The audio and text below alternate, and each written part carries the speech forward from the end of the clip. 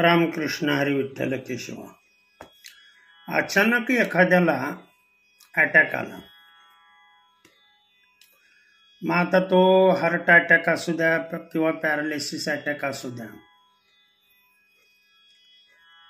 हा जर अटॅक आला असेल लक्षात ठेवा, तर या अटॅक मधून त्या व्यक्तीची सुटका कशी करायची हे मी या व्हिडिओमध्ये तुम्हाला सांगतोय। विलाज अतिशय सोपा आहे।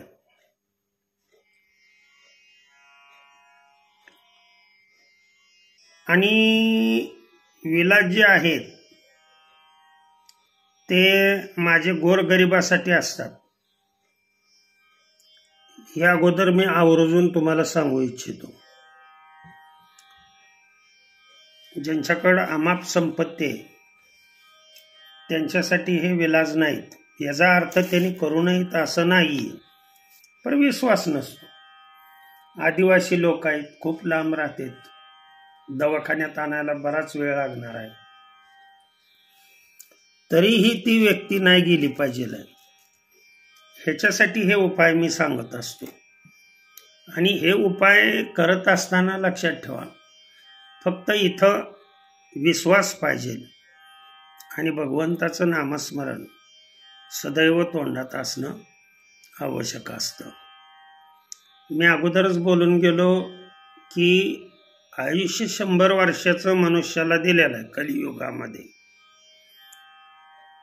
ते बाकीच्यांचं त्यांनी मागून घेतलेलं आहे, आता ते सांगत बसत नाही। परंतु या 100 वर्षामध्ये आपण मनुष्यदेही जन्मून काय केलं पाहिजे? विश्वास हेच मुख्य भांडवल आहे, लक्षात ठेवा। जर या जगातून विश्वास काढला तर सर्व काही शून्य आहे। श्रद्धा आणि विश्वास पाहिजे। डॉक्टरांकडे जाता, रोग बरा होईल म्हणून जाता का मारेल म्हणून जाता? तर हे डॉक्टर मला या रोगातून मुक्त करणार आहेत असं माइंड घेऊन तुम्ही जात असता, त्या माइंडमुळे तुमचा रोग बरा होतो, ध्यानात ठेवा। तसं इथे मी आयुर्वेद जो सांगतोय तो माइंडमुळे नाही, लक्षात ठेवा। त्याच्यामध्ये असणारे गुण, त्या गुणामुळं तो रोग टाळला जातो। आलाय अटॅक, वाटतंय तुम्हाला एखाद्याला अटॅक आलाय, काय करायचं? लाल मिरचीची पावडर, मसाला नव्हे, लाल मिरचीची पावडर, ती लाल मिरचीची पावडर चिमूटभर घ्यायची आणि जिभेच्या खाली ठेवायची। बरं, जिभेच्या खाली तर का ठेवायची लक्षात ठेवा। जिभेच्या खाली ठेवल्यानंतर ती शरीरामध्ये ताबडतोब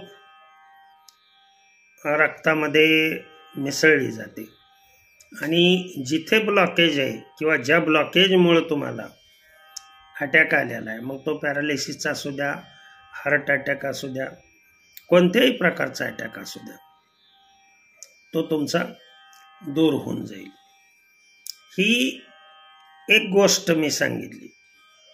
आता लाल मिरची जर ठेवायची नसेल आणि तुमच्याकडं अर्जुन वृक्षाची साल आहे,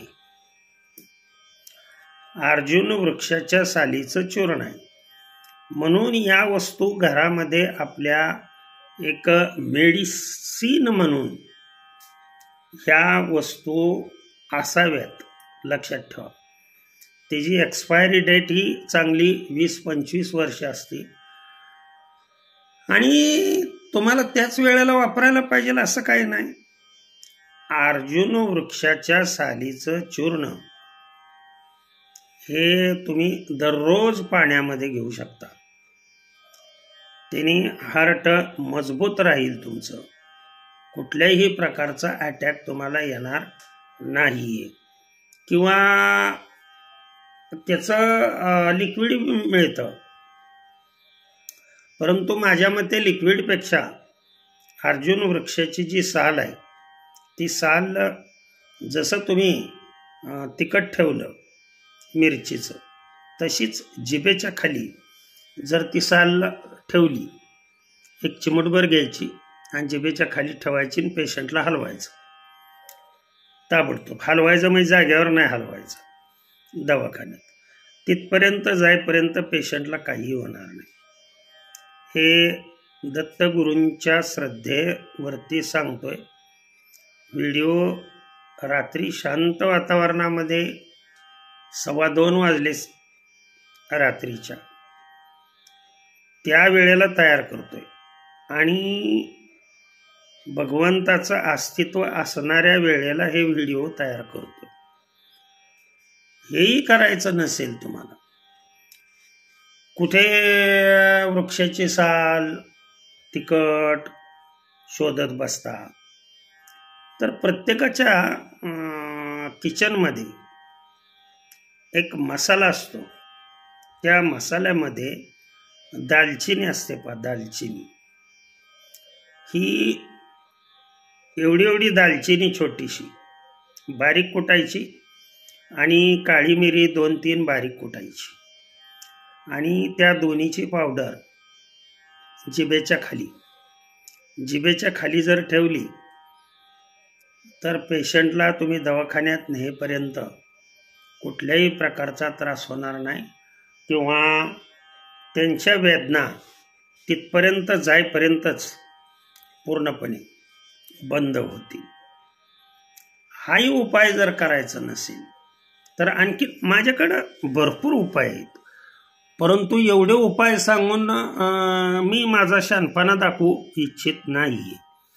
उपाय मी वेगवेगळे कशासाठी सांगतो, तुमच्याकडे काय उपस्थित आहे, त्या वेळेला काय अवेलेबल आहे, तीच वस्तू वापरून तुम्हाला घरच्या घरी विलाज घरगुती आहेत आणि नैसर्गिक आहेत. ह्याने कुठलाही साईड इफेक्ट नाही आहे, लक्षात ठेवा. फक्त घाबरून जायचं नाही, हेही नसेल करायचं तर तुम्हाला दुसरा उपाय मी सांगतो.